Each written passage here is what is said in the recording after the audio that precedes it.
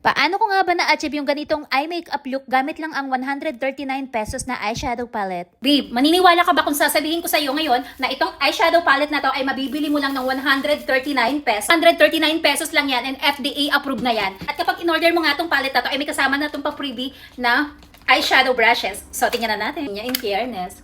Wow. Look at that. Tingnan mo yung shade niya. Ma-achieve na yung gusto nating inspo na makeup.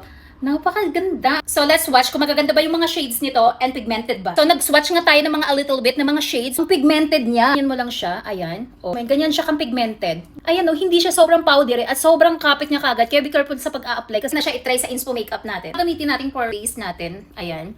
Hindi ako expert sa pag-makeup ha. Basta kung ito lang yung shoot. Ano yung base natin? Ang ganda ng, grabe, napaka-pigmented nito. As in, base pa nga lang yung nilalagay ko. Girl, ito yung gustong gusto ko. For crease, ito yung gagamitin natin. Itong Untamed. Kasama na itong malaking salamin.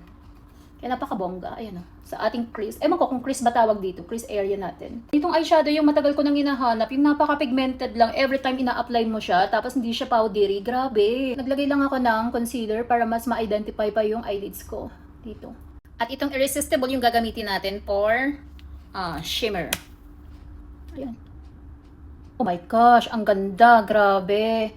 Ang ganda ng pagka-shimmer niya, girl. Hindi messy. Tingnan mo yan. Sobrang pigmented. Wala kang makikitang mga fall ng eyeshadow dyan. Diba? Ganyan ka-pigmented tong eyeshadow na to. Sobrang ganda.